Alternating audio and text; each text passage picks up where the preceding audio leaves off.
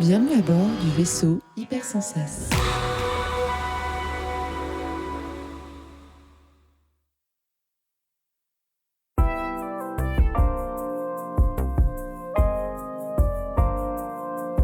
Bonjour à tous, bienvenue en 6388, c'est Zéphiriel. Voilà, on passe à la deuxième partie de l'interview avec Rexou qu'on a eu avec Théo.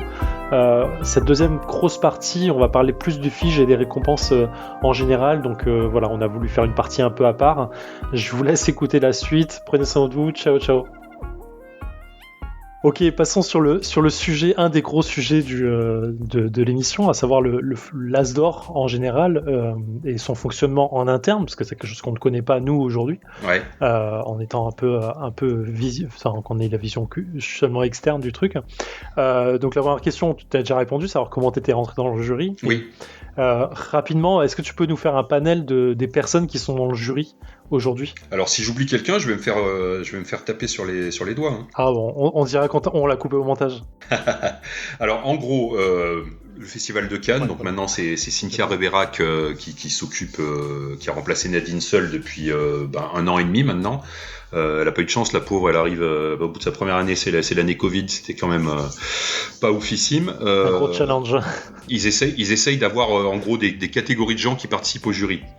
Donc première catégorie, en gros, des gens qui sont issus des boutiques. Donc aujourd'hui, on a 2 personnes qui représentent un peu cette catégorie. C'est Nicolas Maréchal qui est en Belgique, et puis Patrice Pillet qui est en région parisienne. Il y a une catégorie un petit peu ludothécaire, pas un petit peu, totalement ludothécaire. C'est Eva Zarzinski qui fait ça maintenant. On a un représentant des cafés ludiques, donc ça c'est Nathalie Zakarian qui est notre doyenne là, dans le jury. Il y a des gens un peu après, le reste, c'est un peu une catégorie, je dirais, journaliste ou journaliste spécialisé. Alors, on a Damien Leloup qui travaille pour Le Monde. Donc, voilà, ça donne quand même de la visibilité, qui fait un peu jeu, qui traite plutôt de sujets techno, mais jeux vidéo et jeux de société également. On a Marilyn Aquino, donc de Ludovox. Et on a Maxildan qui vient de Twitch plutôt. Lui, c'est plutôt un streamer, un présentateur de. Alors c'est pas lui vraiment le streamer, mais lui il présente d'autres streamers sur une chaîne Twitch continue, une des plus grosses de France, là le stream. Et puis pour compléter tout ça, on a un nouveau membre cette année qui est je suis en train de bouffer son prénom, c'est Marc-Antoine Doyon de A2Game, donc qui est basé au Québec, qui complète ce jury. Donc voilà, on est une dizaine de personnes. Tu n'as oublié personne? Je pense n'avoir oublié personne. J'ai vérifié. En termes de fonctionnement entre vous, en plus avec une personne qui est outre-Atlantique, comment ça fonctionne en interne? C'est-à-dire que vous avez, j'imagine, un gros j'imagine que vous avez un gros tableur Excel sur lequel il y a toutes les sorties de l'année. Est-ce que vous avez des moments de jeu ensemble? Est-ce que vous allez jouer chacun de votre côté? Comment c'est en interne? Ouais, c'est exactement comme tu le mentionnes en fait. Alors le fait que Marc-Antoine soit de l'autre côté de l'Atlantique, c'est nouveau, hein, puisqu'il est arrivé cette année et c'est quand même. C'est compliqué, enfin déjà parce qu'on pourra pas jouer avec lui pendant le reste de l'année, ça c'est sûr. Et puis même pour faire une délibération, en fait ça lui impose de venir en France pour faire la délibération, parce qu'en vidéo, ça je reviendrai sur la décision finale, mais c'est quand même un moment important. Je sais pas trop comment on fera ça. Là on fera ça cette année probablement en vidéo de toute façon, mais sur une année normale je sais pas comment on aurait géré. Je pense qu'il aurait fallu qu'il vienne en France. Sur l'année, sinon on fonctionne exactement comme tu as dit, hein. C'est en gros une immense Google Sheet avec la liste de toutes les sorties de l'année qu'on alimente au fur et à mesure de l'année, où on mentionne les infos classiques des jeux, hein, éditeur, auteur, illustrateur, et ainsi de suite, un peu la date de sortie pour un peu avoir le suivi. On les met dans des catégories, puisque vous savez vous savez, je pense, que l'As d'or a 3 catégories, une catégorie enfant, tout public, et puis entre guillemets expert. Donc on place aussi un peu ces jeux dans ces 3 catégories, et puis on l'enrichit tout au long de l'année. En gros, en disant, en gros, on a 3 niveaux d'évaluation, de dire à nos collègues, parce qu'en fait, on va essayer de jouer à tous les jeux, et honnêtement, on va pas être loin du compte, à nous tous. Mais on joue pas tous à tous les jeux. Moi, je peux pas jouer à 650 jeux différents dans l'année, c'est pas possible. Je vais en faire 250-300 et je considère que j'ai fait ma part du boulot, quoi. Donc l'idée, c'est de dire, bah voilà, je joue à un jeu. Il faut voir que les places sont chères. Dans chaque catégorie, il y a que 3 jeux enfants, 3 jeux tout public, Okay. Ou alors peut-être 4. L'année dernière, on n'était pas plutôt passé à 4, disons 4, qui vont être finalistes. Donc en gros, il y a quand même beaucoup de jeux où on sait déjà qu'ils ne seront pas dans les 4 à la première partie. Donc on va aussi indiquer à nos collègues de dire celui-là, à mon avis, c'est pas la peine que vous perdiez du temps dessus. Il ne sera pas dans les 4 derniers. Donc en gros, on a un niveau non, peut-être, et oui, moi, à fond, quoi. Voilà, en gros, c'est ça. D'accord. Est-ce qu'il y a une validation par quelqu'un? Par exemple, toi, tu joues à un jeu, n'importe lequel, tu dis ok, celui-là, il sera pas dans le finaliste. Est-ce que quelqu'un va quand même le tester derrière pour valider un peu cette info, ou est-ce qu'il peut y avoir un rattrapage? Ça dépend des jeux. Oui, pour la plupart, oui. Pour la plupart, on va être au moins 2 à y jouer. Pour certains jeux, peut-être pas. Mais honnêtement, D'accord. Je sais que c'est dur à entendre, mais il y a très peu de marge d'erreur, quoi, sur ce genre de choses. Quand on met un jeu pas possible, c'est. Je pense qu'on a tous suffisamment de bouteilles pour se dire. Je redis, la marche est très haute. C'est-à-dire qu'il a vraiment aucune chance d'être dans les 4 derniers. Tu l'as dit clairement, tu bosses pas dans le milieu, mais je le dis d'autant plus qu'il y a énormément de bons jeux qui seront pas dans les finalistes. Énormément de bons jeux. Donc les moyens ou les mauvais, ils ont vraiment aucune chance, quoi. Donc on fait comme ça. Après on échange beaucoup. Alors ça varie. On a une liste WhatsApp là. Quand on a un petit coup de cœur, tac, on fait un petit WhatsApp. J'ai joué à ça, c'est vachement bien. Vous devriez essayer. Quand on fait des salons, on fait un petit bilan du salon, de dire moi voilà, ce qui m'a vraiment, ce qui est ressorti, c'est ça. On a aussi là cette année, Nathalie et Marilyn ont essayé de lancer un peu toutes les fins de mois, qu'on a été beaucoup confinés, d'avoir toutes les fins de mois, de dire voilà à quoi j'ai joué ce mois-ci, et puis de donner un peu des impressions sur les jeux, comme ça on échange un petit peu. Voilà, donc on échange beaucoup comme ça, et puis sur une année normale, on se voit sur les salons. Et c'est pour ça que cette année, c'est très compliqué, parce qu'on s'est quasiment pas vu. On se voit à Paris et Ludique, on se voit à Essen. Alors là, on était quand même 5, je crois, aller au Festival de Vichy, qui est quasiment un des seuls festivals de jeux qui s'est tenu. On a pu se voir un peu. Mais voilà, on joue... alors moi, en particulier, qui suis à Grenoble, Marc-Antoine, c'est sûr aussi de son côté, on joue peu finalement dans l'année avec les autres, hors des festivals, et vraiment juste à la fin, le dernier mois en fait. On joue. Par contre, les Parisiens jouent pas mal entre eux, les 2 Lyonnaises aussi jouent entre elles. Et du coup, les jeux que vous testez sur l'année, c'est forcément des jeux... parce que lorsque le prix doit être remis, le jeu doit être sur le marché, doit pouvoir être vendu au moins sur le salon pour pouvoir être remis. Mais en amont, vous pouvez tester des jeux qui ne seront pas encore... Ouais, alors bien sûr. Disponible. Bien sûr, comme toi, comme Théo, ou comme plein d'autres gens. Donc la première question, tu as déjà répondu, ça comment t'étais. Alors, il y a déjà, on va... Ouais, alors, juste pardon, une précision, je bafouille. Et du coup, une petite précision, c'est qu'on a changé la règle il y a 2 ans, l'année où je suis arrivé, il y a eu un changement de règle, pour dire, en fait, c'est pas que le jeu doit être sorti pour le festival, il doit être sorti au moment où on fait le week-end de délibération. Si on délibère le 20 janvier, en gros, il faut que le jeu soit disponible dans les boutiques le 20 janvier. S'il est disponible le 23, on ne peut pas le sélectionner. D'accord. Il y a également le cas, moi je sais que tous les ans j'allais à Essen, sauf cette année c'est vraiment l'exception. J'achète des jeux en anglais, des fois en allemand. Souvent ces jeux, s'ils sont bons, ils vont être localisés l'année d'après en français. C'est pas grave, j'ai déjà l'expérience dessus, c'est cool. Ça me fait du boulot en moins pour l'année qui viendra, quoi.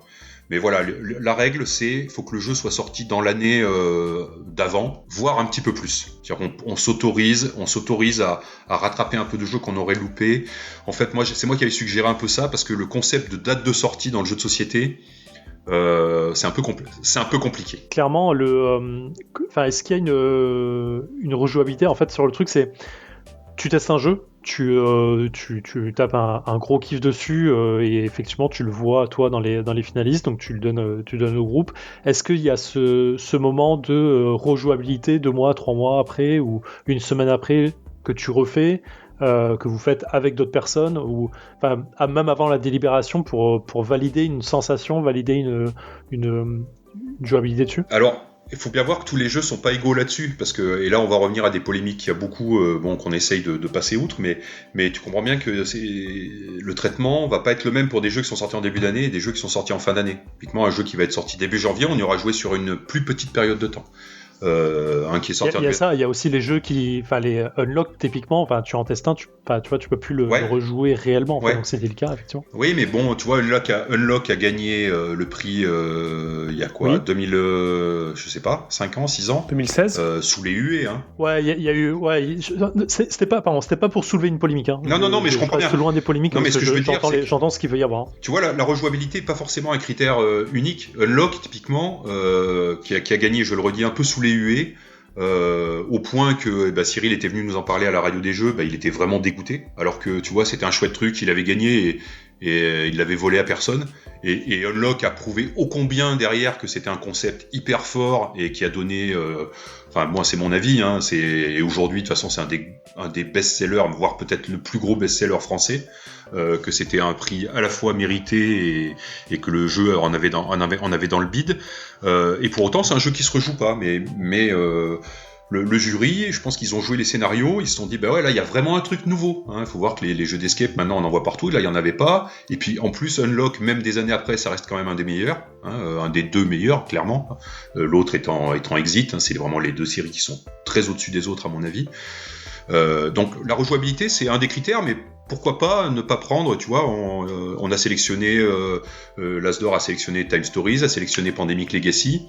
On peut sortir c'est pas obligé on doit faire 500 parties du jeu, quoi, pour qu'il puisse être sélectionné. Donc il y a un effet première sensation qui est quand même assez importante sur le truc, quoi. Je pense que c'est important. Après, sur notre processus, si tu veux, on a donc ce tableau Excel, et puis en fin d'année, ce qu'on fait là, alors cette année c'est un peu compliqué parce que depuis quelques mois, on galère tous pour jouer au jeu, hein. On est tous confinés, on a peu de partenaires. Donc on sait pas encore trop comment ça va se passer pour l'année prochaine, mais à un moment il faut qu'on puisse rejouer, quoi. Là, tous les jeux qui sont sortis en gros depuis octobre, moi personnellement, et pour en discuter avec mes collègues, c'est pareil, on a du mal à y jouer, quoi, hein. On verra comment ça se passe, mais les 2 années d'avant, en fin d'année, on envoyait au festival la liste de 20 jeux, toutes catégories confondues, 20 jeux qu'on estimait qui devaient être dans la sélection. Donc 20 jeux, soit enfants, soit experts. Donc ça permettait tout le monde devait se limiter à 20 jeux. On assemblait les 20 jeux de tout le monde. Ça faisait une liste de entre 50 et 60 jeux au total. Et ceux-là, par contre, tout le monde y joue. Tous les gens du jury y jouent. D'accord. Et donc on s'assure que tous ces jeux, en fait, ils ont eu de multiples parties, puisqu'on peut pas jouer tous ensemble. Donc il y a eu, on a bien les avis à gauche, à droite, voire on y rejoue pendant les derniers week-ends, parce que c'est là que la sauce est en train de monter, quoi. Moi, il y a une question qui me vient assez naturellement, c'est la manière, pour l'avoir vécu, parce que c'est pas un secret, hein, Rexo, on se connaît un peu et on s'apprécie, j'espère, en tout cas moi je t'apprécie. Pareillement. Il y a une question qui est pas facile à gérer, qui est la différente relation que toi et par extension les autres membres du jury peuvent avoir avec les différents acteurs, je pense aux auteurs et aux autrices, mais aussi aux éditeurs et aux éditrices, que vous fréquentez dans la vraie vie. Typiquement, pour prendre un exemple concret, et pareil, le but n'est pas d'ouvrir une polémique, hein, mais plus d'avoir ton ressenti sur ça. Frédéric Vuagnat, qui est journaliste pour Ludovox. C'est un très bon jeu, et à la fois c'est pas un très bon jeu pour avoir le dans lequel Marine Acuno fait partie du jury, et donc ils sont directement liés par un rapport direct, et à côté auteur de jeux. Est-ce que ça peut le mettre en porte-à-faux vis-à-vis de Marilyn ? Est-ce que toi, pour être même encore plus concret, est-ce que le fait qu'on se connaisse ou que tu connaisses bien Antoine Boza, Ludovic Maublanc, Corentin Lebras, Florian Grenier de Greux Games, tous ces gens-là, comment est-ce que toi tu vis ta relation avec ces différents acteurs, ces différentes actrices par rapport à ton statut dans le jury ? C'est pas une question simple. Alors, je pense qu'il y a quand même un fantasme de l'indépendance complète, hein, qui de toute façon ne sera pas résolu. Parce qu'en gros, si vous voulez des gens qui sont, et je pense que c'est le cas, des gens qui connaissent le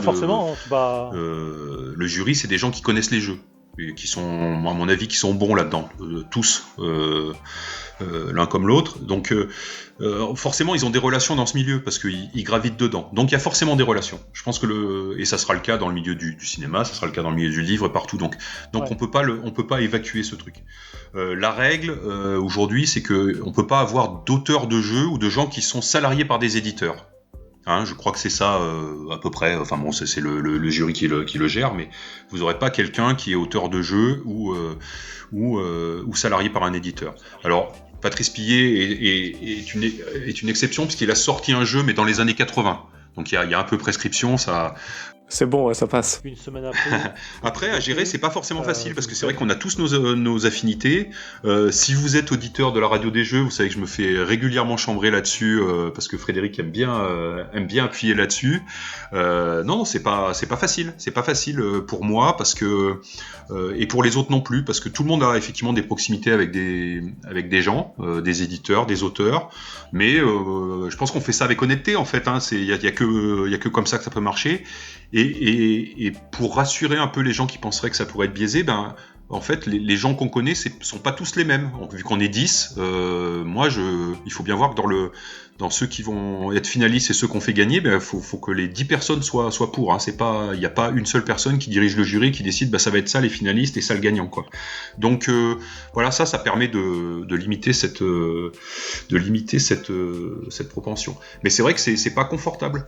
C'est pas confortable parce que typiquement moi s'il y a des jeux que j'ai aimés de gens que typiquement l'année dernière on a en finaliste on avait mis Draftosaurus qui était de Keidama, donc qui sont des gens que je connais bien. Incroyable. Je me vois mal monter sur la table pour dire il faut absolument prendre ce jeu, c'est le meilleur jeu de l'année, quoi. C'est compliqué. Moi je vais le proposer, je vais dire moi effectivement je pense que ça devrait être un des nommés. Mais je me vois pas non plus, peut-être moins que sur un autre jeu, le défendre corps et âme, parce que c'est des gens que je connais et que, en plus, je suis conscient que ça pourrait éventuellement teinter mon jugement. J'en ai tout à fait conscience, quoi. Est-ce que dans l'autre sens, tu te retiens quand tu passes à la radio des jeux ou quand tu en parles publiquement ou moins publiquement, tu te retiens de donner un avis sur un jeu spécifique? Est-ce que ça teinte dans l'autre sens les choses, c'est-à-dire dans ta vie de tous les jours? Alors vie de tous les jours entre grands guillemets, Ouais. Mais le fait de dire si là par exemple moi je te dis qu'est-ce que tu as pensé de ce jeu-là, est-ce que tu me diras je préfère pas trop en parler parce que ça pourrait être un nommé à Cannes et du coup ça pourrait teinter les choses? Alors pour le coup effectivement tu as raison, moi je réponds pas trop, mais c'est stupide. Pas forcément, c'est pas... En fait j'ai tout à fait le droit d'avoir autant que les autres une opinion sur les jeux. Le problème c'est que je vais avoir du mal à te répondre. J'aime pas trop répondre sur des jeux où j'ai joué qu'une seule fois déjà. Donc déjà ça les. Tu te retiens de donner un avis sur un on jeu va me demander je viens de faire ma première partie. Tu postes un tweet, tu dis paf j'ai joué à ça, c'était chouette, et puis tu en demandes plus de précision. J'ai joué qu'une partie donc je vais pas faire un roman dessus. Et puis c'est vrai que moi je me freine un peu pour dire ça j'ai trouvé ça pas terrible, j'ai pas trop envie de le dire, en tout cas pas dans un endroit privé. Si je suis dans une conversation il y aura pas de problème, mais c'est un peu con parce que typiquement faut voir que le Spiel des Jahres, le prix allemand, peut-être on en parlera tout à l'heure, lui c'est un prix critique, donc c'est des gens qui en fait sont payés pour donner leurs opinions sur les jeux. Mais c'est vrai que moi personnellement j'essaye de pas trop le faire. Alors je le fais beaucoup dans le cercle privé, mais publiquement si de temps en temps quand j'ai un jeu que j'ai beaucoup aimé je vais le dire. Mais je vais pas dans l'autre sens, je le ferai pas, quoi. Donc c'est intéressant parce que sur le Défaussé avec Alex on avait rencontré Eva donc qui gère l'aire de jeu à Paris, et en fait on lui avait effectivement proposé de passer dans l'émission pour venir nous présenter un jeu, et elle avait été du coup un peu frileuse, ce que je comprends largement, du coup, même à ce moment-là j'avais compris, mais elle voulait pas trop venir pour en parler et donner peut-être un avis d'un jeu qui pourrait la mettre peut-être en porte-à-faux sur un truc, quoi. Alors c'était l'année dernière, non ? Non, c'était cette année. On l'a fait cette année. Ouais, c'est ça. Mais je me souviens, là, on avait parlé. Ouais. Effectivement, elle était très stressée par le truc. Mince. On voulait pas. Non. En fait, pour rectifier le truc, là tout de suite, en vrai, nous, sur les Défaussés, on parle pas forcément en plus d'un jeu qui est actuel. On peut parler d'un jeu qui a 2 ans sans aucun problème. Donc ça aurait pu être le cas.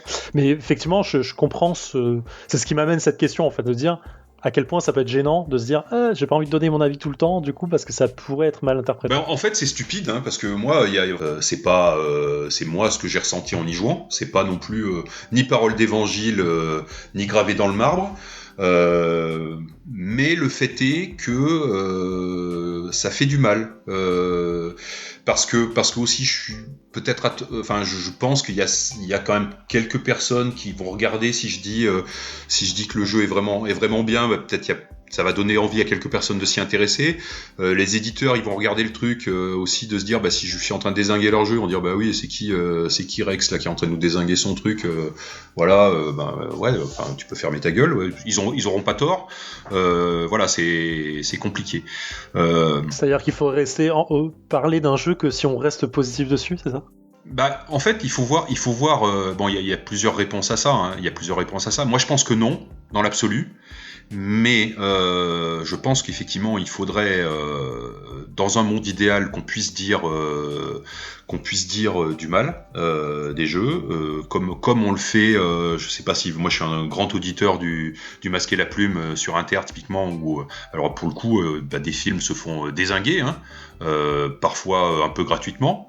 Mais il y a aussi pas forcément gratuitement, il y a aussi, je pense que ça permet aussi à des gens qui ont foiré, peut-être foiré ou pas, mais d'avoir aussi des retours sur leur boulot et de dire, il y a certains trucs qui sont pas réussis, objectivement, dans un film, et ça peut être pareil dans un jeu. Mais je sais pas comment ça se passe dans le milieu du cinéma, parce que je pense qu'il y a des gens qui doivent le prendre en pleine face et le vivre très mal. Le fait est que ça fait quand même du mal à des gens, sur un petit milieu. Et puis j'ai l'impression qu'on est dans l'ensemble, mais je vais faire une généralité qui a aucun sens. Le milieu n'est pas assez éduqué pour ça. C'est-à-dire qu'aujourd'hui, encore une fois, ça va être très général. J'ai l'impression que un auteur va se sentir, ou un éditeur va se sentir très blessé s'il y a une critique négative. Et alors que c'est plus facile à dire qu'à faire, mais c'est jamais une critique personnelle en fait. Alors on critique un truc sur lequel t'as passé du temps, hein, certes. Mais c'est jamais contre la personne en fait, c'est de dire il y a des choses qui ont pas fonctionné pour moi, ou objectivement il y a quand même des problèmes d'édition, il y a des problèmes de règles, il y a des problèmes mais aujourd'hui je constate que dans le milieu du jeu c'est compliqué. Il y a beaucoup de gens qui sont très épidermiques dès qu'on parle de leur jeu, et je peux le comprendre. Enfin, je sais pas quel est ton ressenti là-dessus, Théo, mais je pense que ça fait beaucoup de mal sûrement en tant qu'auteur, quoi. C'est intéressant parce que c'est un sujet que je développe pas mal et sur lequel j'ai pas mal réfléchi ces derniers temps, la critique et leur impact. Et clairement, moi, c'est un truc sur lequel il a fallu que j'ai eu un apprentissage, en fait, à un moment de me dire, ok, la critique négative, j'ai envie de pouvoir en lire parce que c'est intéressant, mais si j'ai envie de pouvoir en lire, il faut que je l'embrasse, que je l'accepte, et que surtout, je ne râle pas dessus. C'est-à-dire que là, régulièrement, je lis des critiques où je me dis, je suis pas d'accord. Et des fois je me dis c'est injuste, on dit un truc sur ce jeu que j'ai fait, bien sûr. Je suis pas d'accord, c'est pas vrai quoi, tu t'es trompé, et ça m'emmerde quoi. Mais en fait je vais pas l'étaler sur la place publique, je vais pas en faire un tweet, je vais pas en parler, à la limite je vais me défouler avec l'éditeur en disant regardez machin. Il faut surtout pas le faire. 100%, ouais. Et ça c'est le vrai problème. Et tu vois, j'écoute quelques podcasts américains. J'ai l'impression que chez les Américains, c'est parfaitement intégré ça. Le fait qu'il faut, on répond pas. Vraiment, tu peux répondre dans un cas de force très majeure où tu comprends que le gars a foiré la règle numéro 1.0 du jeu, quoi. C'est ce que j'allais dire, c'est le seul truc sur lequel je me permets un peu, c'est si jamais quelqu'un rapporte quelque chose comme étant négatif mais suite à une mauvaise compréhension de la règle, mais là encore s'il y a une mauvaise compréhension de la règle, c'est aussi parce qu'il y a peut-être une mauvaise explication de la règle de notre part, donc il faut aussi accepter ça, mais dans ce cas-là je me permets de faire une petite précision. Même là tu marches sur des œufs, parce que en fait en perception c'est on a dit du mal et puis le mec il vient râler, quoi. Donc je pense qu'il faut pas le faire en fait, sauf vraiment gros malentendu, quoi. Non mais je comprends. J'allais dire juste sur la deuxième partie de ce que t'évoques aussi. Par contre, effectivement, et c'est vraiment pas un plaidoyer pour que les gens ne le fassent pas parce que j'ai envie qu'ils le fassent, mais oui, ça me fait encore un peu du mal et c'est dur à lire, quoi, parce que dans un jeu, t'as mis de l'émotionnel, t'as mis de l'affect, et même quand les gens ils ont un avis juste mitigé, globalement ça me rend un peu triste, mais c'est normal aussi en fait, et ça c'est presque, ça fait partie du boulot de l'auteur, de l'autrice, d'accepter que des fois on sera un peu triste parce que les gens ils auront pas aimé ton jeu, quoi. Non mais c'est normal, enfin heureusement que ça te rend triste, je veux dire, ça veut dire que tu y crois, quoi. À fond. Tu vois, c'est une réaction très humaine, et je vois, je veux pareil encore pas faire de généralité, mais j'ai plusieurs, au moins une bonne demi-douzaine d'auteurs en tête en ce moment, disant je sais que si tu leur dis du mal de leur jeu, ça leur fait physiquement très mal, quoi. Vraiment. Après, t'as un côté aussi, sur l'aspect ne pas répondre, ne pas un truc. J'entends ce que vous voulez dire, c'est un peu délicat, mais j'entends. Le truc, c'est que il y a aussi le type de retour qu'on fait, quoi. Enfin, dire et on en parlait sur une des émissions qu'on a eues avec Camille et Anne sur le fait de dire, moi je trouve cette illustration absolument dégueulasse. C'est un ressenti qui est violent et un retour qui est violent, et le fait de dire, ok, cette situation, ça me parle pas plus que ça, moi j'aime pas. C'est moins violent et ça donne un autre ressenti. Tandis que sur un problème de jeu, sur un problème de règles, sur un problème d'émotionnel qu'on a par rapport à un jeu, pouvoir dire ce jeu-là, enfin cette règle ne fonctionne pas, ou moi je trouve que la mécanique ne fonctionne pas, ou qu'elle ne parle pas, ou le truc, il peut y avoir aussi un ressenti de la part de l'auteur de ouais, je comprends, ou je suis un peu au courant des choses, mais j'ai un parti pris là-dessus. Si on, en fait, enfin. Tu me contrediras peut-être Théo là-dessus, mais j'imagine que sur un jeu sur lequel tu souhaites faire fonctionner une mécanique ou un thème parce que c'est ce que tu as choisi de faire, clairement, tu peux avoir un parti pris perso qui est de dire bah oui, mais c'est ce thème que je veux avec cette mécanique-là, et en vrai, c'est ma façon de voir le jeu, c'est ma façon de le faire fonctionner, et c'est comme ça qu'il doit fonctionner. Et si effectivement les gens se disent bah en fait, moi je trouve que ça me convient pas parce que je trouve que ça fonctionne pas ensemble, c'est que ton parti pris il est aussi différent par rapport à toi et à l'auteur, et du coup bah ça peut se comprendre qu'il y ait juste une vision un peu différente. Est-ce que je suis clair quand je dis ça? Ouais, mais ça, c'est le genre de critique qui s'accepte assez bien, en fait. Là, je pense à typiquement, encore une fois, quand on enregistre cette émission, parce qu'on les enregistre assez rapprochés, je suis toujours en phase de promotion sur The Loop, même si ça commence à durer un peu.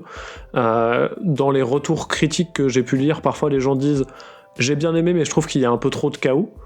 Mais en fait, comme je sais qu'avec Maxime et avec Catch-Up, quand on a travaillé dessus, on voulait qu'il y ait un peu de chaos, en fait ça me fait pas mal parce que c'est vrai, effectivement il y a un peu de chaos, et donc j'ai pas envie d'y répondre parce que j'ai rien à dire sur ça, et si les gens ça les a dérangés, effectivement c'est que le jeu était pas taillé pour eux, mais c'est assez clair que ce chaos il a été prévu en fait. Effectivement, si quelqu'un faisait une critique disant j'ai bien aimé The Loop mais c'est dommage, ils ont pas fait exprès que ça soit chaotique, j'aurais envie de dire si en fait c'était notre propos, c'est pas grave, t'inquiète, mais dans l'absolu c'est le genre de propos qu'on retrouve rarement. Rexou, qu'est-ce que pour revenir au fonctionnement de l'Asdor et comment ça du coup on a quand même pas mal passé sur le sujet, et je pense que y aura des redites, mais parmi ce que tu as dit, ou s'il y a d'autres choses, qu'est-ce que, hors période Covid, parce que je pense que c'est vraiment l'année de l'exception en général, les principales difficultés que vous pouvez avoir, vous, en interne, sur le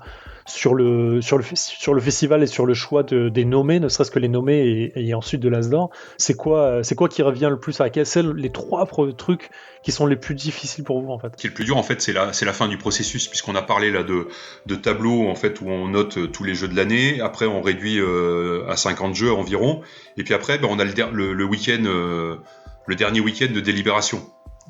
Où là il faut qu'on passe effectivement de cette liste de 55 jeux à peu près disons maintenant 4 jeux par catégorie, donc 12 jeux, et donc il faut qu'on ait 4 jeux dans chaque catégorie. Là c'est dur, parce qu'il faut choisir, donc éliminer. Alors moi à la fois c'est ce que j'adore. Je trouve que c'est des week-ends très intenses parce qu'il y a, en fait, on va se faire, alors, je sais plus, les dernières, on avait noté, je crois dans le communiqué de presse combien on avait passé d'heures pour départager les finalistes. Je sais plus, on avait mis 13 ou 14 heures au total. Honnêtement, c'est un week-end. C'était énorme. C'est un week-end bien intense. Alors des fois, il va y avoir une catégorie qui va se faire toute seule, et puis une autre où ça va être l'enfer. Parce que encore une fois, et ça répond un peu à tous les biais de dire on connaît des gens et tout, en fait tout le monde a son bout de gras, et on n'est pas du tout pareil. Alors il y a évidemment forcément des jeux où on est plus ou moins d'accord, mais pas tous quoi. Et quand il faut passer en fait dans chaque catégorie, disons on a 50 jeux, ça veut dire, ou 55 jeux, on a à peu près 17-18 jeux dans chaque catégorie, il faut en garder 4. S'il n'y a qu'une seule personne qui a nommé le jeu, elle le présente, et puis elle dit voilà, est-ce qu'il y en a d'autres éventuellement qui pourraient le soutenir, s'il n'y a personne d'autre, on l'élimine, et puis on fait comme ça, on fait à mesure, puis on discute. On s'interdit d'éliminer sur le résultat d'un vote. On a essayé de le faire beaucoup par concertation, en discussion, et que tout le monde de convaincre, quoi. Mais pour autant, c'est très dur de passer... alors, c'est pas trop dur de passer de 15 à 10, mais de passer de 10 à 8, ça commence à être vraiment dur. De passer de 8 à 6, ça commence à vraiment coincer. Et de passer de 5 à 4, parce que le 5e, il n'est pas dans la liste des finalistes. C'est vraiment le coup près, quoi. Et il est tout aussi bon que le 4e, le 3e, le premier et le second. Hein. C'est juste, nous, on est 10 personnes, on estime qu'à ce moment, il faut qu'on fasse une liste, qu'on équilibre un peu, on essaye d'équilibrer un peu, de dire on n'a pas tout à fait les mêmes mécaniques, on n'a pas tout à fait... voilà, on essaye d'avoir des trucs, de dire on n'a pas des jeux exactement similaires, donc il y a aussi ces choses-là. Mais voilà, à un moment, il faut qu'on passe de 5 à 4. Ça, c'est compliqué. Ça, c'est vraiment très compliqué. Alors, parfois, on a de la chance parce que dans l'année, dans une catégorie, il y a pile 4 jeux qui ressortent, et hop, c'est cool, c'est fait. Mais s'il y en a 7, ou inversement, s'il y en a que 2, tu prends ces 2 et puis après, il faut en sélectionner 2 autres parmi d'autres que tu estimes qui sont un peu tous équivalents, mais il y en a 2 qui vont être finalistes, pas les autres. Ouais, là, ça chauffe quand même. Hein. Ça se fait on essaye de le faire avec bienveillance, mais ça chauffe, oui, c'est vraiment. Mais j'imagine que du coup, c'est encore pire pour le gagnant dans chaque catégorie. Ça dépend. Vraiment, ça dépend. Alors, c'est dur pour moi d'être très spécifique. Il y a 2 ans, l'As d'Or, ça a été The Mind. On savait que The Mind allait gagner, sauf surprise de dernière minute, on le savait plusieurs mois à l'avance, nous. Parce que c'était une évidence. Donc si tu veux, dans ce cas-là, la discussion elle était plus pour avoir qui sont les autres finalistes que le gagnant.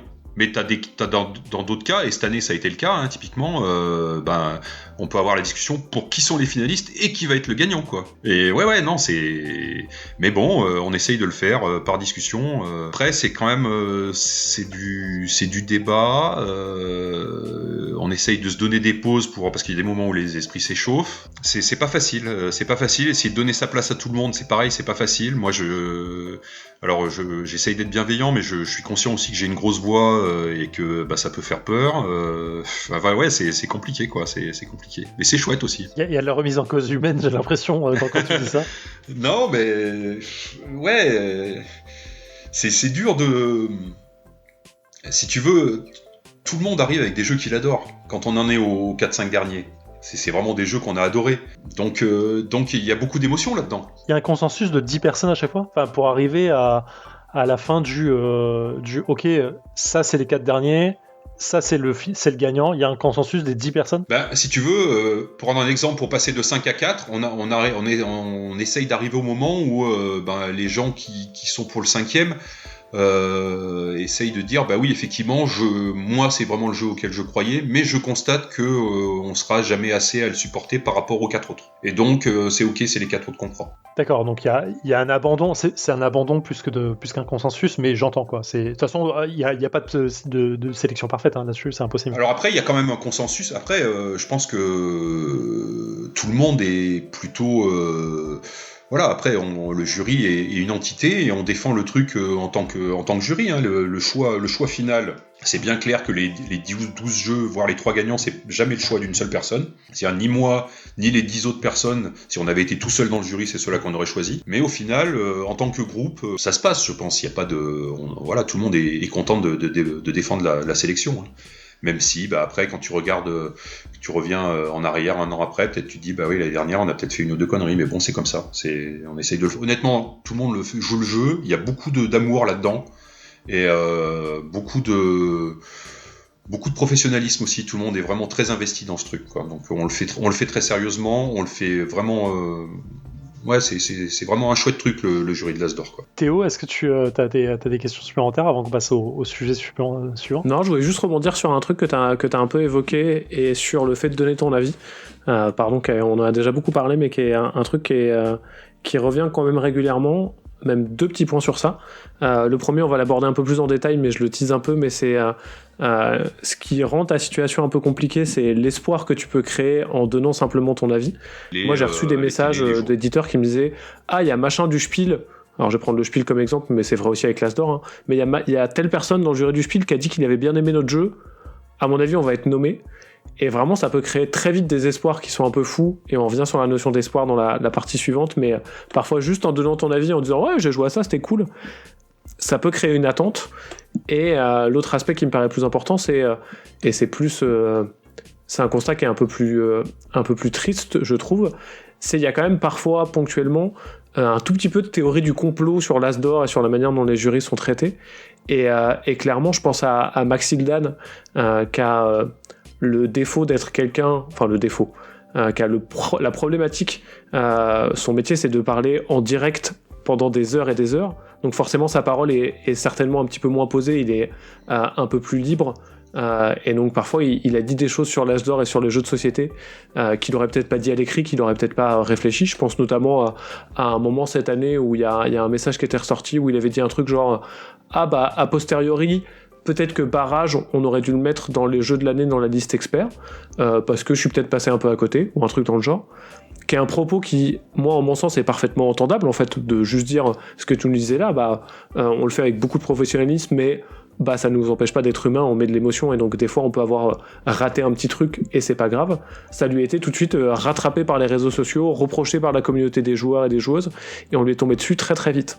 Donc c'est pas vraiment une question, mais c'est plus un constat on remet souvent en avant le fait que les jeux c'est des êtres humains, et donc c'est important de faire attention quand on en parle. Le jury de l'As d'or, vous êtes pas des machines purement objectives qui vont désigner le meilleur jeu de tous les temps, et vous êtes aussi des gens qui faites ça sur votre temps libre, avec votre émotion, sur la volonté de bien faire. Et je pense qu'il y a aussi un besoin parfois du milieu, tout comme des joueurs et des joueuses, de respecter un peu ce travail en se disant « Ok, je suis déçu, mon jeu il a pas gagné, je suis un peu triste, je suis pas d'accord avec ce qu'a gagné, mais pareil, je vais pas le crier sur tous les toits et crier sur le jury en disant qu'ils ont fait n'importe quoi, parce que, non, je suis pas d'accord avec ce choix-là, mais ils ont pas fait n'importe quoi dans tous les cas. » Ouais, alors après, Max est très exposé, hein, comme tu l'as dit, hein, il se fait 8 heures de direct par jour à peu près, hein, donc c'est évidemment la probabilité que on l'attrape sur un truc est quand même pas la même. Après, sur le fait que les gens soient pas d'accord avec le prix, c'est chouette, hein. Le fait qu'il y ait des polémiques, alors sur le fait qu'on soit pas honnête, ça c'est toujours blessant, ça c'est très très pénible. Après on essaye de faire de la pédagogie comme vous le faites actuellement pour expliquer comment ça fonctionne, et c'est très bien. Moi j'essaye de le faire dès qu'on m'interviewe, de faire la pédagogie du truc pour expliquer comment ça fonctionne, et qu'il n'y a pas derrière il n'y a pas de grand complot. Après, le fait que des gens soient pas contents de pas être dans les finalistes, c'est normal, c'est un prix, ça sert à ça. Ça sert aussi à ce qu'on en parle, et qu'on parle éventuellement, c'est l'occasion de parler des jeux qui n'ont pas été sélectionnés, qui sont pas dans les 4 finalistes, et souvent, je le vois, hein, les 2 dernières années, ceux qui n'ont pas été sélectionnés, dont on parle, dire ils ont oublié celui-là. Je vous ai parlé là que c'était dur de passer de 8 à 6, puis de 6 à 5 et de 5 à 4. Spoiler, ces jeux ils étaient là, hein. Ceux qui n'ont pas été pris en finaliste, souvent on n'est pas passé à côté. C'est que nous, en tant que jury, à un moment, on a dû en écarter et rester à 4.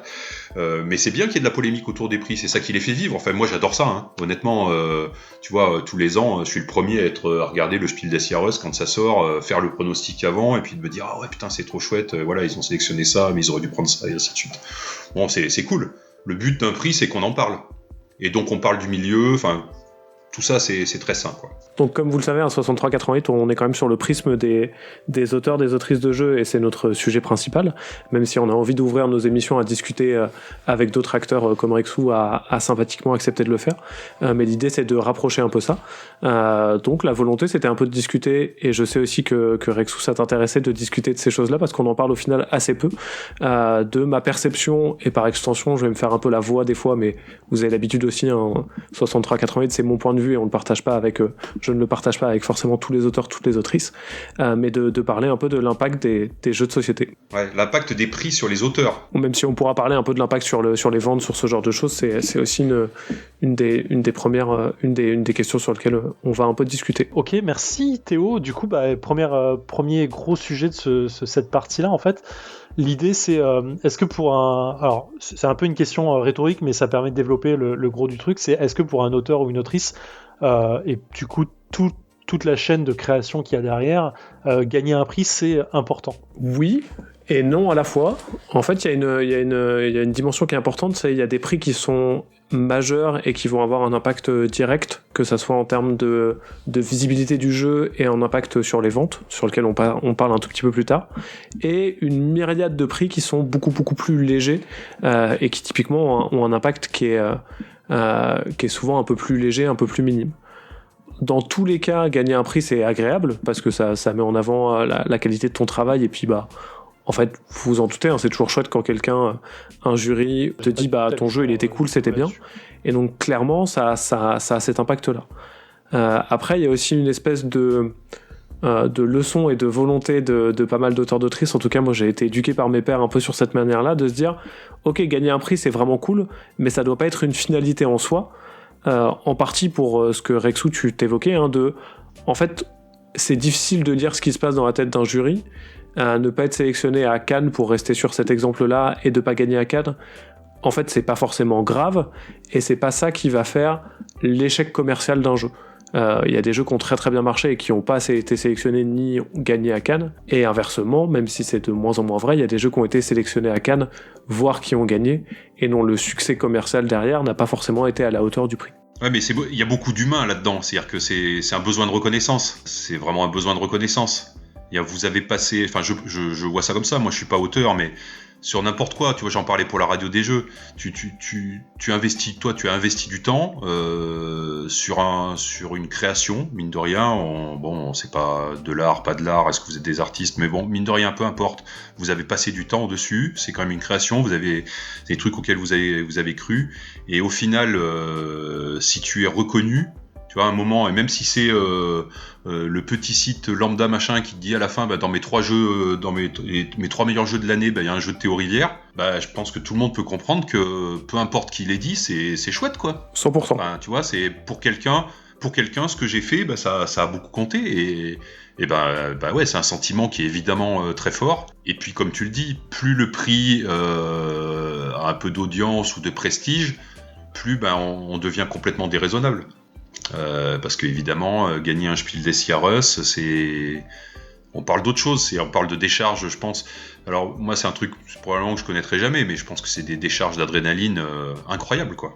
Incroyable. Et je comprends quand tu disais tout à l'heure les éditeurs qui regardent la moindre critique allemande dans l'année en disant, moi je le regarde aussi, les critiques allemandes, pour dire ouais, ce jeu là, tac, il a bien fonctionné, il a ses chances pour le Spiel. Enfin, je comprends que ça soit incroyablement stimulant, quoi.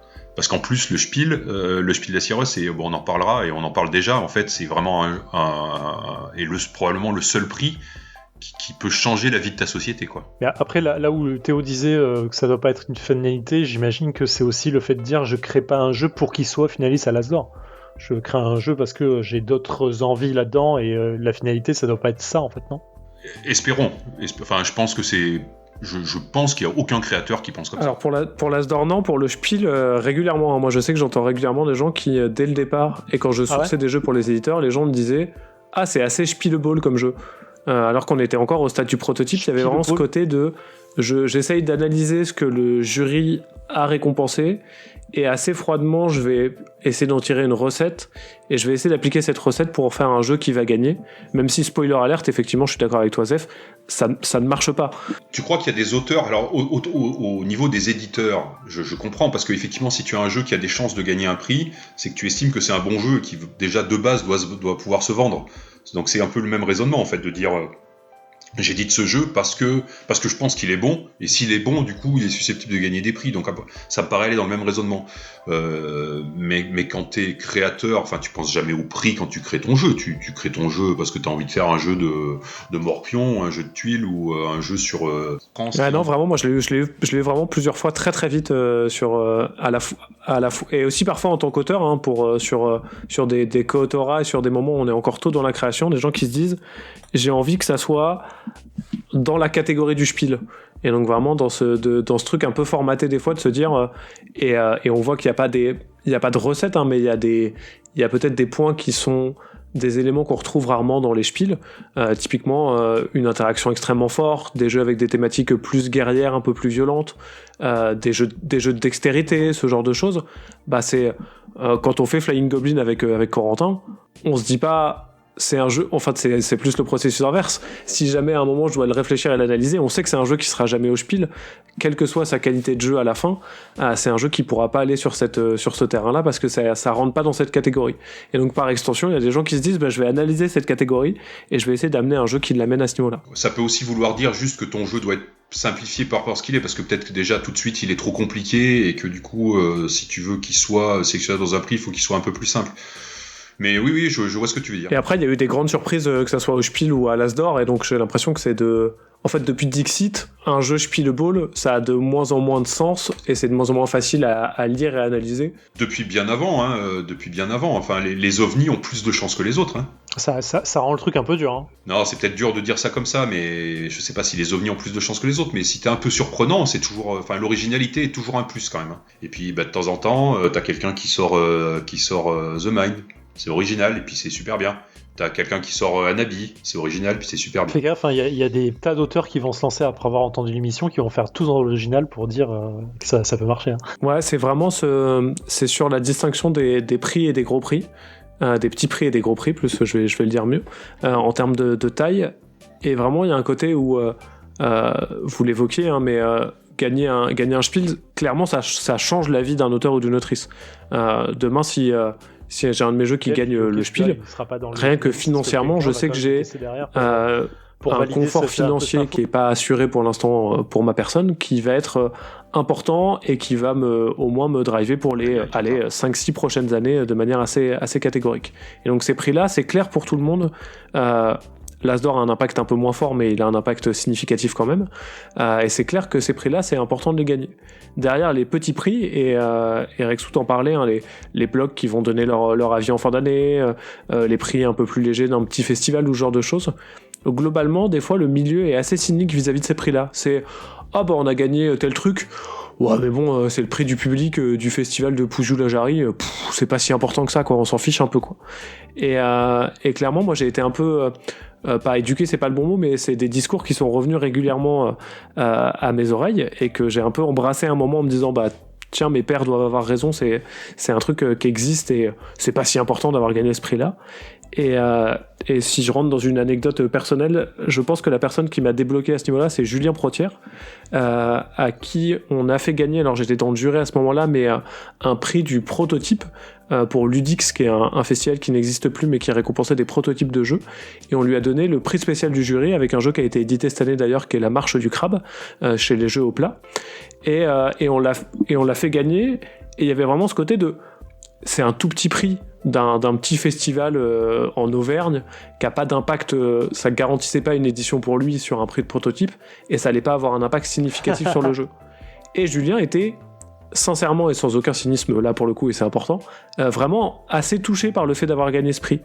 Et ça peut paraître un peu naïf, mais ça m'a mis un vrai déclic de me dire...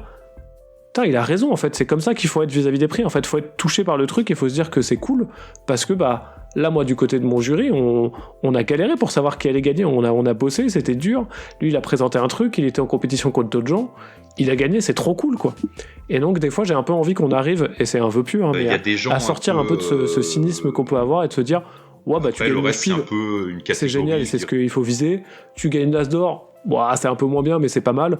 Bah, tout le reste, on s'en fout, en fait, c'est pas important. Ouais, mais je comprends ce que tu dis, mais c'est normal que t'aies un peu une hiérarchie aussi. Tu comprends bien que...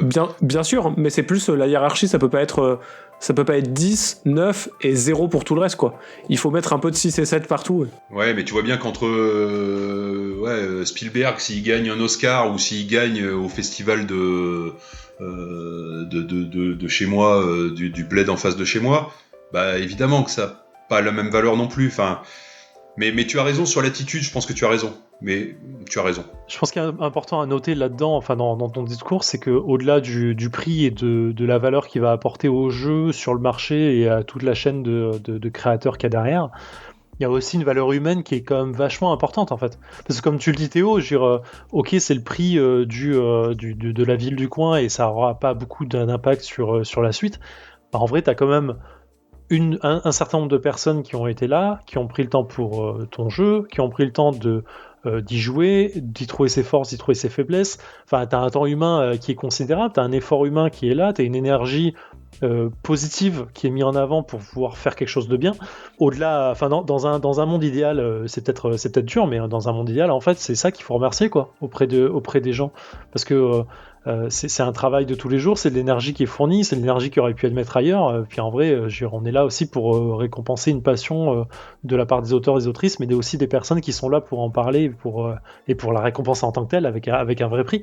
Je pense que c'est ça qui est aussi important à tenir, et je pense que même dans l'émission, enfin, je crois il passe pas une émission sans qu'on parle pas de la valeur humaine qu'on met dans le monde du jeu. Je pense que c'est quelque chose qui est important à se souvenir, même si ça fait un peu naïf ou un peu tout rose, tout est beau, tout est gentil. J'en suis désolé, mais j'y crois très fort en vrai aussi quoi. L'autre élément que je voulais évoquer, c'était une notion de pression que moi j'ai découvert un peu et que en toute sincérité, je suis un peu en train de revivre sur cette fin d'année, qui est l'aspect quand tu sors un jeu et qu'il a un peu fonctionné, on va te parler des prix et de la potentialité que tu sois nommé et que tu gagnes. Moi, l'exemple le plus concret que j'ai et que j'ai vécu vraiment très très fort et assez mal, en toute sincérité, c'est SOS Dino, où SOS Dino n'a pas été nommé à l'As d'Or, ni au Spiel, et il a été recommandé au Spiel des CRS, au Kinderspiel, mais il a été nommé nulle part. Et dans l'absolu, en fait, je l'ai assez bien vécu, c'est-à-dire que, encore une fois, on peut pas créer un jeu en se disant il va être nommé, et même quand un jeu a un certain succès, c'est pas garanti qu'il soit nommé. Par contre, ce que j'ai assez mal vécu sur cet aspect-là, c'est avant l'annonce de l'As d'Or, beaucoup de gens, et notamment il y avait un très chouette, pas concours, mais sondage de statistiques sur Twitter où beaucoup de gens avaient participé sur, à votre avis, qu'est-ce qu'il y aura à l'As d'Or, et y compris à l'As d'Or enfant. Et donc beaucoup de gens sont revenus vers moi en me disant ah là là mon gars là, cette année c'est ton année, c'est sûr, SOS Dino il est à l'As d'Or quoi. Et là où effectivement, être nommé sur ce genre de prix, il y a un truc un peu de rêve. Moi, c'est un espoir que j'ai vraiment pas de cynisme vis-à-vis de ça. C'est vraiment un espoir qui est fort pour moi et un truc que j'ai envie de vivre, de gagner, puisqu'on a été nommé effectivement avec Draftosaurus, qui m'a déjà apporté ce grand plaisir-là. Et clairement, là où la nomination des SOS Dino était là, dans un coin de ma tête, en me disant ça serait super, le fait qu'à un moment tout le monde m'ait bassiné en me disant ah c'est sûr tu vas être nommé, a fait que quand ça n'a pas été le cas, ça a été vraiment très dur. Alors que si personne m'avait bassiné avec ça, je crois que ça aurait été beaucoup plus facile. Et donc il y a pas de vraie question, il y a pas trop de réflexion sur ça. Et le but c'est pas de dire aux copains qui t'envoient des messages sympathiques disant bah là cette année c'est sûr t'es nommé, t'as des trucs cool quoi, de pas le faire parce que c'est sympathique dans l'absolu. Mais j'aurais pas imaginé que ça me mettrait une telle pression et que je le vivrais aussi fort simplement par le fait que les gens allaient m'en parler, allaient évoquer les choses. Ouais, mais je comprends. Et je le vois, le concours de pronostics. Moi, alors depuis que je suis dans le jury, je me régale à le regarder, pour le coup, parce que souvent, on n'a pas choisi au moment où il y a le concours de pronostics, mais si tu veux, on a déjà eu discuté avec les autres, et on voit des jeux dont on parle, où nous, des fois, on n'a pas forcément aimé, d'autres qui sont pas cités que nous on a aimé, donc il y a un côté un peu rigolo, mais c'est une réflexion qu'on peut avoir en se disant, putain, il y en a qui vont être vraiment déçus, quoi. Mais que veux-tu qu'on ouais, clairement, vous pouvez rien y faire, et c'est pas le... ça fait partie du truc et c'est humain, mais c'est vrai que je pensais pas, là sur du perso, et je pense qu'on est pas mal d'auteurs d'autrices dans ce cas-là quand même, que ça m'impacterait autant et aussi fort. Typiquement... C'est sûr, on voit bien les réactions épidermiques, pardon je t'ai coupé en plus, t'inquiète. Ça. Les réactions épidermiques des gens qui sont pas sélectionnés, on voit bien que c'est très dur. Clairement, et par extension j'avais une question un peu sur ça. Qui est, c'est pas dur pour vous en fait. Alors encore une fois, l'As d'Or a un impact moins significatif en termes de vente que le Spiel, qui a vraiment ce côté, je vais changer la vie de quelqu'un. Mais néanmoins, vous avez une certaine pression aussi humaine sur les épaules. Des fois, je me projette un peu à votre place et je me dis, c'est super dur là. À la fin, tu te dis, dans l'enveloppe, il faut qu'on choisisse parmi ces 4-là, et on a mis The Mind à la place d'un autre jeu. L'auteur de un autre jeu, il va être tellement mal, ça va être tellement dur, alors qu'on pourrait un peu changer sa vie en le faisant gagner. Est-ce que, au-delà de... Je parle vraiment pas de cet aspect de je connais cet auteur et donc je vais avoir envie de changer sa vie, mais plus de... Est-ce que ça vous met la pression ? Est-ce que vous avez conscience un peu de ce poids qu'il y a sur vous ? Ouais, alors on en a conscience après, mais au moment où on choisit les gagnants, non. Enfin, honnêtement... honnêtement, et je le répète beaucoup et les gens me croient pas, mais on est vraiment sur le jeu en fait. Au moment où on défend le jeu, à la fin, pour savoir qui c'est qui va gagner, c'est vraiment le jeu quoi. Et donc que ça soit lui il va être déçu, lui il va être déçu, enfin. Ouais, je suis persuadé que tout le monde en a rien à foutre. Après, par contre, tu vois bien, dans les réactions, là, par contre, ça peut être violent et on voit bien les réactions. Là, parfois, ça peut être difficile à vivre parce que t'as plusieurs types de réactions. T'as Joel Clodo qui te dit, ils y connaissent rien, ils auraient dû prendre lui. Bon, ok, le mec, il a joué à 2 jeux dans l'année et puis ce qu'il a préféré, c'est le Scrabble sur le Monopoly, donc il pense que le Scrabble aurait dû gagner, tu vois. Non mais on est à peu près de ce niveau-là. Hein. Donc là, moi, ça me fait un peu rire. Et puis tu as des gens qui sont éditeurs, qui sont auteurs, qui peuvent réagir plus ou moins gracieusement. Bon, il y a eu des cas, il y en aura d'autres, mais de moins en moins. J'ai l'impression qu'il y a, tu vois, cette éducation dont on parlait un peu sur la critique aussi. J'ai l'impression qu'elle se fait un petit peu. Mais typiquement, tous les gens du jury qui étaient la fameuse année d'Unlock, où en face il y avait, je rappelle, c'est une année Unlock à gagner. En face, il y avait King Domino qui allait gagner le Spiel la même année, Codenames qui l'avait gagné l'année d'avant, et puis il y avait Imagine qui est quand même un super jeu quoi. Là, je crois que le jury a vraiment dégusté, au point, je te disais à la radio des jeux, que Cyril Demecq qui avait gagné avec Unlock, ça lui avait gâché complètement son plaisir quoi. Il a dit en fait, en gros, j'ai eu l'impression de me faire traiter de voleur quoi. Ce qui était un peu bizarre. Mais moi, je l'ai pas revécu comme ça. Et ça me fait plutôt rire, en fait, les réactions dans l'ensemble. Surtout sur un aspect qui est assez particulier pour l'avoir vécu avec Draftosaurus l'année dernière. Même si, c'est un peu con, mais j'ai envie de vous partager cette anecdote, mais la cérémonie de Etu Games était tellement bien et tellement drôle que j'ai même pas vécu de déception sur Draftosaurus parce que j'avais passé un tel bon moment que en fait j'étais pas triste. Il y avait un côté de on a perdu mais c'est une cool soirée en fait, donc ça va, ce qui était assez étonnant. Mais dans l'absolu, et c'est marrant parce que j'ai encore de le faire, ce qui est assez étonnant, c'est que ne pas gagner l'As d'or en ayant fait partie des sélectionnés, c'est perdre l'As d'or. Alors qu'au final, c'est faire partie des 4 élus parmi les 200, 300, 400 jeux en fonction des catégories qui sont sortis dans l'année. Et donc en fait, quand on a été sélectionné avec Draftosaurus, typiquement, on a déjà gagné un peu un truc. On a été sélectionné à l'As d'or, c'est de ouf quoi. On a gagné par rapport à plein d'autres jeux, mais en fait, on a perdu parce qu'on n'a pas gagné le trophée à la fin. Et ça, c'est très bizarre comme sensation et c'est très bizarre comme truc à gérer sur cet aspect de si on n'avait pas été nommé, on aurait moins perdu que là parce qu'on a été nommé mais qu'on n'a pas eu le prix, ce qui est un peu bizarre. Le mec qui est deuxième sur le podium du 100 mètres aux Jeux Olympiques, c'est le mec le plus déçu du monde. Ouais. Mais c'est le deuxième mec le plus rapide du monde. C'est un peu délicat. c'est assez en plus, pour rebondir un peu sur ce que tu disais, après moi j'ai pas du tout ta vision Théo là-dessus, ni la tienne d'ailleurs sur l'As d'or, mais moi j'ai plus, en tant que passionné de jeu en fait, j'ai plus de plaisir à voir les nommés arriver que le gagnant, parce que du coup ça donne en fait une espèce de draft de l'année en fait sur ce qui se passe, tu vois. T'as un coup du voilà en fait les 9, 12 jeux suivant les catégories, le nombre de jeux qu'il y a dans les catégories qui ressortent vraiment de cette année et qui sont vraiment bien. Et en fait t'as très souvent ce côté ouais, c'est un côté cool, c'est un côté tu es d'accord ou tu es pas d'accord, pourquoi ça a été cette sélection. Et en fait moi j'ai plus de plaisir sur cette discussion là plutôt que sur la discussion de finale, et de dire c'est voilà le gagnant dans chaque catégorie, parce que du coup j'ai toujours un peu cette sensation de déception de c'était pas mon favori, où tu ressens un peu la déception ou la surprise des gens à côté de toi, et du coup ça a un petit peu ce goût un peu amer du truc, alors que la période qu'il y a avant en fait elle est vraiment très cool, je trouve. Est-ce qu'on ferait pas du coup une différence, parce qu'on en parlait du coup avec tu en parlais beaucoup Théo sur la différence As d'or Spiel, qui peut y avoir un impact plus important pour l'un que pour l'autre. Déjà, évoquer la différence de fonctionnement entre les deux, parce que c'est les deux plus gros qu'on connaît aujourd'hui.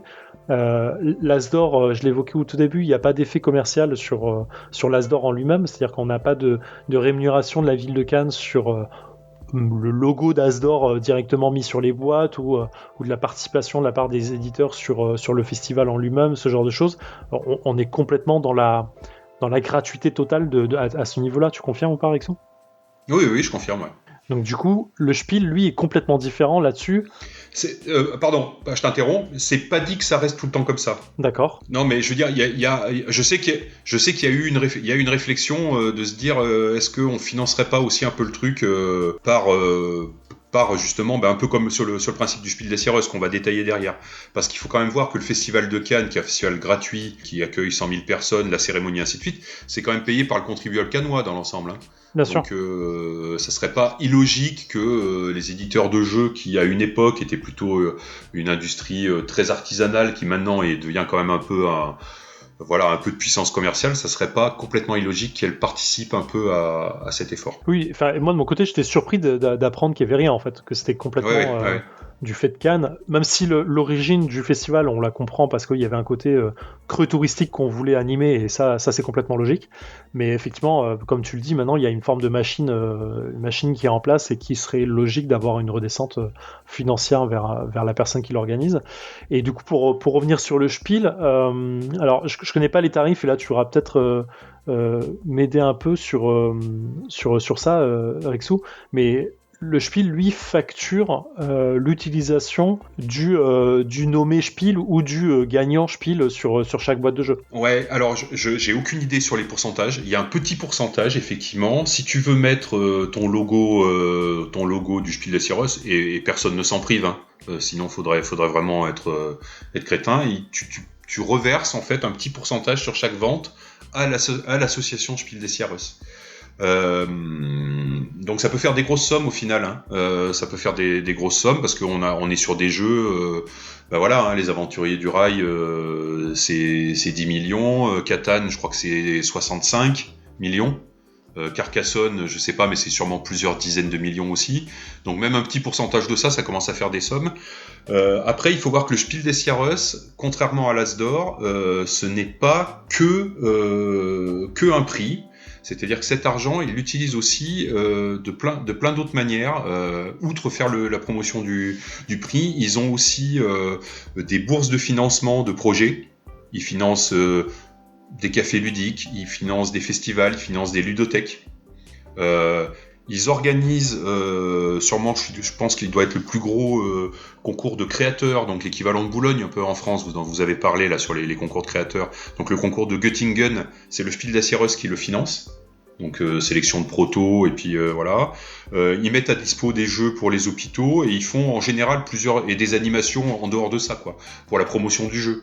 Donc c'est dans ce cadre-là, c'est logique qu'ils aient un financement, et le financement sert principalement à ça. Sur le Spiel, en fait, dans tout votre discours sur la première partie, il y avait vraiment cette différenciation de dire l'Asdor c'est pas aussi important que le Spiel pour le reste. Grosso modo, en 3 mots, qu'est-ce qui fait vraiment la différence ? L'Asdor, ça devient important maintenant commercialement. Quand même, les éditeurs, hein, quand je dis même si tu vends, disons, 5-10 000 boîtes de plus, c'est pas rien. Hein. Ça commence à être financièrement, l'Asdor, en France du moins, commence à être un enjeu financier. Et puis ce qui va aussi avec la médiatisation du prix, hein, le fait que les télés, les journaux en parlent de plus en plus chaque année, ça fait que ça a de plus en plus d'impact. La différence du Spiel, pourquoi est-ce que ça a beaucoup plus d'impact ? Je suis pas capable de répondre, honnêtement. Le prix est plus ancien, hein, il existe depuis 79 alors que l'Asdor c'est 88. Je sais pas à quel moment le Spiel des Jahres a vraiment émergé comme un prix absolument fondamental. Hein. On sait que l'explosion du jeu allemand et probablement du prix c'est Catan. Peut-être que c'est lié à cette période-là, les colons de Catan quand ils ont gagné. Effectivement, c'est un jeu qui s'est vendu extrêmement bien très vite et qui avait pour seul prix dessus prix du jeu de l'année allemand, et je pense que les deux en fait ont profité de ce macaron.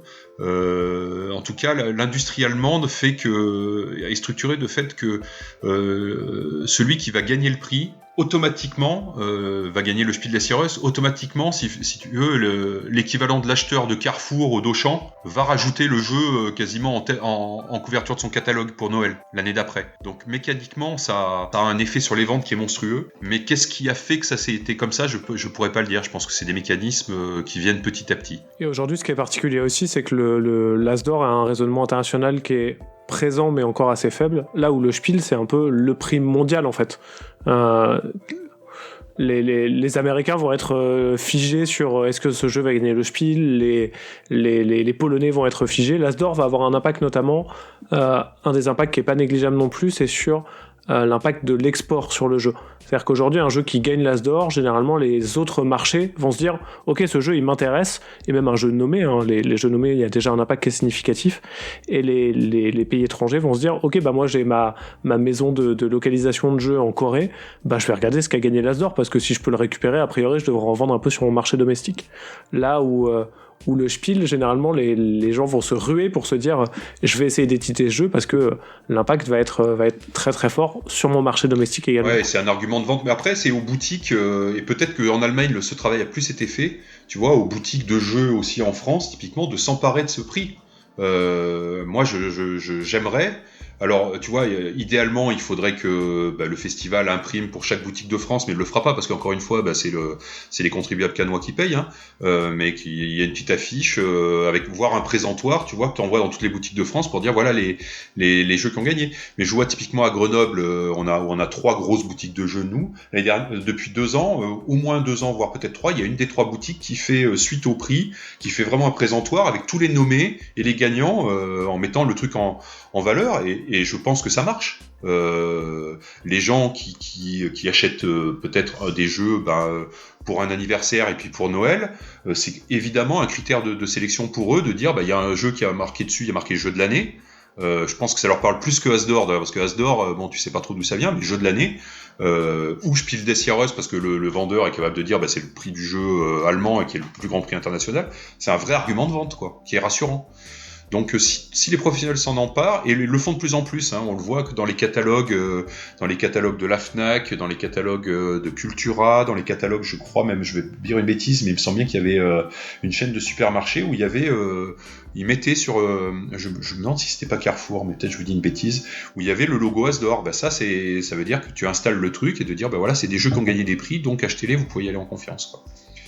Et pour les chiffres, le Spiel, c'est, je crois que le lendemain d'avoir gagné, en gros, il lance 300. Je sais pas si tu as des chiffres plus précis que moi, Théo, mais je crois que il lance 300 000 exemplaires, 300 000 boîtes le lendemain à peu près. 300 000 boîtes. Ouais, c'est le chiffre que j'ai aussi. Ce qui est vraiment, on a déjà parlé un peu de chiffres, mais 300 000 boîtes, c'est extrêmement significatif. Moi, j'ai pas de jeu auquel on a vendu 300 000 exemplaires au total. Azul, qui avait gagné quoi, il y a 2 ans, 3 ans, même 3 ans. Voilà, ils ont communiqué, ils avaient vendu 320 000 boîtes en 9 mois, donc même pas sur la première année. Et c'est des chiffres, je pense que c'est plutôt un bon Spiel, mais en gros 300 000 en une année, c'est standard même sur un Spiel moyen. Et après, ceux qui sont des bons Spiel qui restent dans le temps, là c'est beaucoup plus. Enfin, j'ai pas les chiffres pour Just One et tout ça, en plus qu'il y a un jeu pas cher, mais je suis sûr que c'est très très au-dessus de ça, quoi. Et sans parler de Catan, des Aventuriers du Rail, de Carcassonne, qui sont évidemment les plus gros succès, quoi. Qui sont intemporels maintenant, presque. Qui sont intemporels, ouais. Est-ce que on arrive sur la fin de l'émission, est-ce que on parlerait des autres types de prix, parce que là on parle des 2 plus gros finalement qu'on a en cours, mais est-ce qu'il y a d'autres prix qui devraient être nommés aujourd'hui, qu'on pourrait nommer aujourd'hui, et qui seraient quand même significatifs ou qui auraient au moins leur place dans l'émission? Alors, très, très rapidement, c'est moi qui avais demandé, effectivement, j'avais dit à Théo, peut-être qu'on peut parler de ça. Les 2 dont on parle, le Spiel et l'As d'or, c'est des prix de jury, donc ils fonctionnent tous les 2 pareil. Le Spiel, c'est un prix de critique de jeux germanophones, donc il y a des Suisses, des Autrichiens, des Allemands. Je crois qu'en ce moment, il n'y a que des Allemands, mais historiquement, il y a eu des Suisses et des Autrichiens. Eux, c'est des gens qui écrivent dans la presse ou sur le blog, ou sur des blogs, donc ils donnent leurs avis. Tu vois, pour répondre à ta question, est-ce que toi, tu donnes ton avis ? Moi, j'ai du mal je me retiens de le faire, mais les Allemands, eux, c'est des critiques de jeux, donc ils donnent leur avis sur les jeux. Donc ça, c'est les prix de critique. Donc l'équivalent dans la littérature, non, c'est le Goncourt. Enfin, oui, c'est le Goncourt. T'as un jury qui fait gagner des gens. Et après, on a d'autres jurys. Je pense qui ont moins d'impact sur les ventes. Mais en Allemagne, ils ont le Deutscher Spielepreis, qui est un prix qui est quand même très connu. C'est un vote. En grande partie un vote du public. On peut maintenant voter sur Internet. Voilà, ça donne des résultats un peu différents. Alors comme c'est plutôt les joueurs qui votent, c'est souvent des jeux un peu plus compliqués qui gagnent. Tu connais les chiffres de personnes votantes? C'est-à-dire qu'en fait, si on a 100 000 personnes qui ont voté ou 10 millions de personnes, c'est plus la même chose. Je sais plus, j'aurais en tête plusieurs milliers sur le Deutscher Spielepreis, mais je suis pas complètement sûr de moi. Donc le Deutscher Spielepreis, c'est un prix du public. Depuis une vingtaine d'années, avant c'était un peu moitié public, moitié expert. Faire 500 parties. Et c'est organisé par les gens qui font Essen, qui font le Spiel d'Essen. Je pense que j'ai en tête 5000 pour les votants, mais peut-être que je me trompe, mais il me semble avoir lu ça. Tu vois, c'est de cet ordre-là, quoi. Ouais. Donc ça, c'est prix du public. En France, on n'a pas trop d'équivalent. Peut-être l'équivalent, ça serait peut-être le Trick Track d'or. Encore que là, le fonctionnement du Trick Track d'or maintenant est quand même plus que. Enfin, moi, je me suis pas plus intéressé que ça, mais ça m'a semblé très nébuleux cette année, en tout cas. Donc, ouais, enfin, oui. Bon, après, j'avoue que j'ai pas tellement creusé, donc la critique est un peu facile sans avoir pris l'info. Moi, j'ai un peu creusé, et c'est vraiment le bazar pour le coup. Il y a un espèce de truc très particulier, notamment sur et c'est ma critique principale du prix, mais c'est Trick Track mélange à la fois un truc de jury on va sélectionner les jeux qui, d'un point de vue de la rédaction, nous ont marqué et qu'on veut sélectionner dans différentes catégories. La notion de catégorie est extrêmement large chez Trick Track, il y en avait 5 ou 6 cette année, ce qui est un peu complexe aussi. Mais derrière, sous couvert d'une certaine objectivité, certains jeux ont été sélectionnés parce qu'ils avaient été votés par plus de gens, etc. Et ça fait un imbroglio absolument incompréhensible. Typiquement, nous on a été nommé avec la Maison des Souris, avec Elodie Clément chez Gigamic. Le jeu était pas encore sorti, on était déjà nommé au Trick Track d'or, qui est un prix du public derrière. Donc il y avait une notion de en fait ça sert à rien de nous nommer parce que personne va voter pour notre jeu, personne n'y a joué, en fait il n'est pas sorti. C'est vraiment, le fonctionnement est très nébuleux, c'est vraiment dommage. Et après, il y a un autre type de prix classiquement dans d'autres catégories, typiquement pour le cinéma, les Césars, les Oscars, on parle d'académie parce que c'est des gens du milieu qui décernent le prix. Et nous, on n'a pas trop d'équivalent dans les jeux. Le seul que je vois là, c'est peut-être le groupement des boutiques ludiques qui font ça depuis 2 ans maintenant, qui décernent des prix, du coup, qui sont un peu par des gens du milieu, quoi. Donc ça a une valeur un peu différente, voilà. Et à noter que sur le prix des groupements des boutiques ludiques, il y a quelque chose qui est apparu cette année que j'ai trouvé extrêmement chouette, qu'ils ont décerné un prix de l'auteur-autrice de l'année. C'est Antonin Bocara qui l'a reçu cette année. Et vraiment, moi j'ai trouvé ça extrêmement chouette, au-delà de mettre des jeux en avant, de mettre aussi les acteurs et donc les auteurs et les autrices qui sont quand même centraux dans ce processus-là. J'ai trouvé ça très très chouette. Honnêtement, moi bien sûr je défends l'Asdor puisque c'est un peu ma boutique, mais l'année dernière, ça a commencé l'année dernière, je pense, le prix des boutiques ludiques. L'année dernière, ils avaient 8 catégories, c'était un peu bizarre, dont Res Arcana en a gagné 3, donc c'était un peu curieux, mais cette année, ils avaient bien resserré le truc, je trouve. Il y avait 4 catégories, donc en fait, par rapport à l'Asdor, ils ont pris enfant, tout public, un petit peu, en gros, ce qu'on appelle le familial plus, puis un expert. Et en fait, ils ont séparé l'expert en 2 parties, quoi, ce qui était plutôt peut-être pas mal.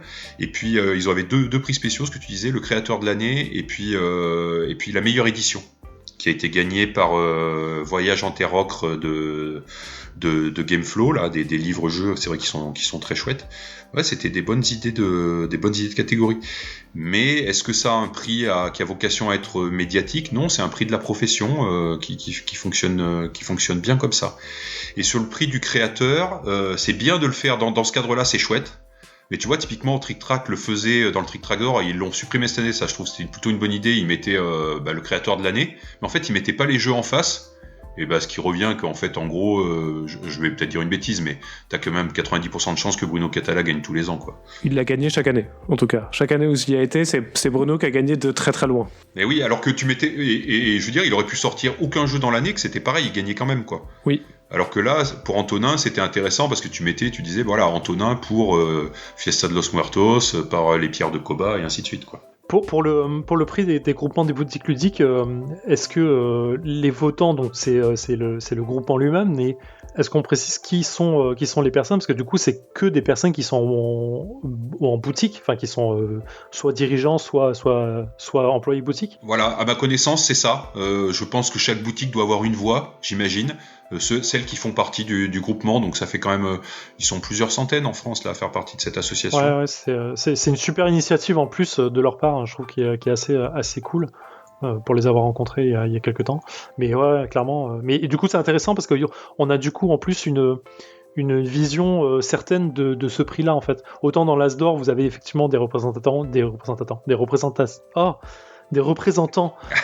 dans le jury, mais là, on a vraiment une seule vision de la vente en direct, en fait, de la personne qui est vraiment au contact du public. Et en plus de ça, c'est vrai que les groupements des boutiques ludiques, là, ils sont assez actifs là-dessus. Cette année, là, ils décernent des coups de cœur sur certains jeux.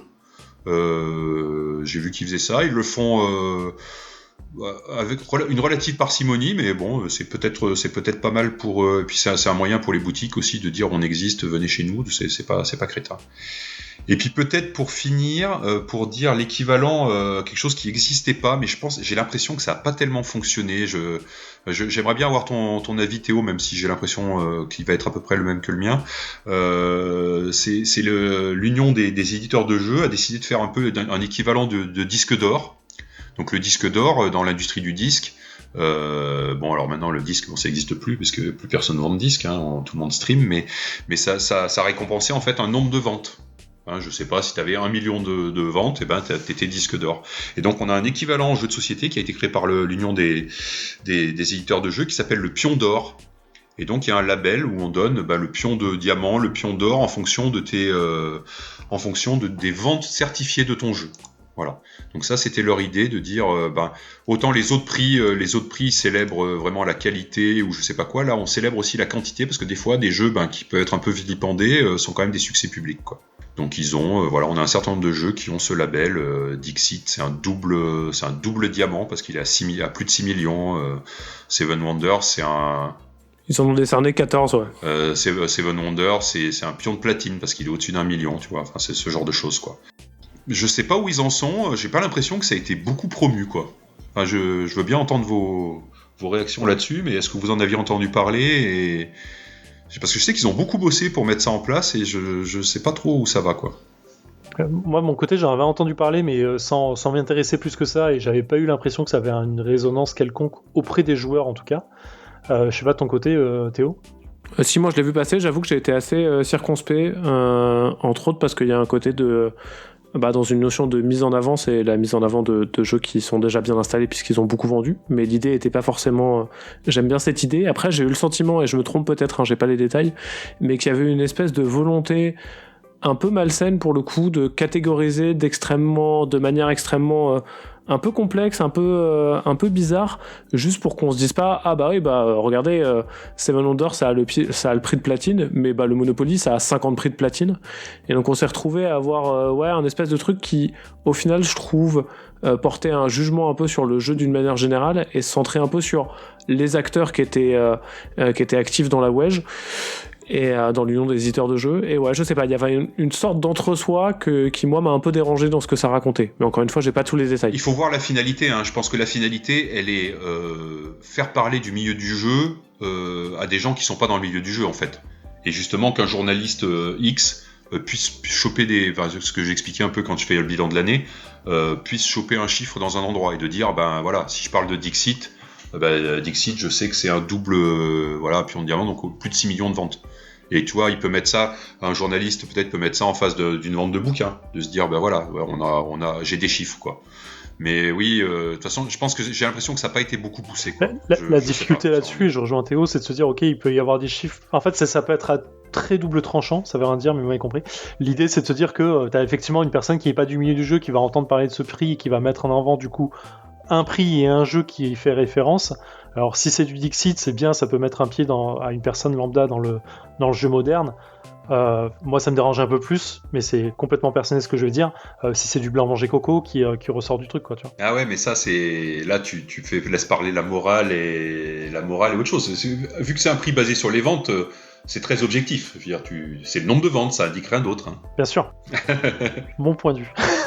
Ok. Est-ce qu'on a fait le tour, Théo? Est-ce que tu as des autres questions ou des autres réflexions à amener sur le sujet? Je me rends compte que je pourrais parler pendant encore 250 heures, je pense. C'est un sujet extrêmement vaste sur lequel il y a beaucoup de choses à dire, hein, sur le rapport des différents acteurs au prix, de leur impact, de ce que ça fait, de ce qu'il y a à dire. Mais je pense que globalement, on a quand même bien fait le tour pour le coup. Moi, j'ai l'impression d'avoir été extrêmement bavard. Je vous prie de m'en excuser. T'excuses pas, t'es là pour ça. Ça serait dommage. Ok. Eh bien, écoutez, on arrive du coup sur la fin de cette émission. Rexou, merci beaucoup de ta disponibilité et d'avoir largement été exhaustif sur plein de points sur lesquels on avait parfois des zones d'ombre et de les avoir couverts. Très sympathique de ta part. Où est-ce qu'on peut on l'a déjà dit, mais où est-ce qu'on peut te retrouver sur la zone internet? Plus ou moins nulle part. Le seul endroit où je suis un peu actif, effectivement, c'est les podcasts. Donc la radio des jeux qui est un peu en pause, mais on espère revenir quand même d'ici quelques mois. Playback en ce moment. Et puis l'endroit où je m'exprime un tout petit peu, c'est Twitter. Moi, c'est plutôt ça mon réseau social. Donc j'ai arrobas, alors c'est underscore Rexou. Arrobas Rexou, c'est quelqu'un d'autre, mais underscore Rexou. Voilà. Et donc il y a aussi Playback et la radio des jeux aussi leur compte Twitter. Moi, c'est plutôt là-dessus que je suis, quoi. Ok, merci encore une fois à toi. Théo, un dernier mot. Est-ce que tu as autre chose à rajouter? Non, c'était cool. Merci beaucoup Rexou d'être venu. Je suis d'accord avec toi que la transparence du jury et de l'As d'Or, elle est vraiment essentielle pour que les gens comprennent bien son fonctionnement. Donc merci encore pour ta sincérité et tout ce que tu as pu nous raconter. Non, mais vraiment merci pour l'invitation, c'était cool. Ok, au moment où vous écoutez cet épisode, on ne sait pas si on sera en 2 parties ou pas. Je pense qu'on sera en 2 parties parce qu'il y a une façon de découper tout ça et on a beaucoup de choses à dire. N'hésitez pas à nous suivre sur les réseaux sociaux et à suivre VHS, donc le vaisseau Hyper Sans Sas, qui est notre label, qui met très gentiment ce podcast en écoute de façon à ce que vous puissiez l'avoir sur votre device. Théo, on se retrouve bientôt pour une nouvelle émission, avec grand plaisir pour ma part. Toujours partagé. Éclatez-vous bien, prenez soin de vous, jouez bien, partagez votre passion parce que c'est ce qu'on aime faire. Et puis voilà, et puis à très bientôt à tous. Ciao, ciao. Salut, ciao. Les bisous.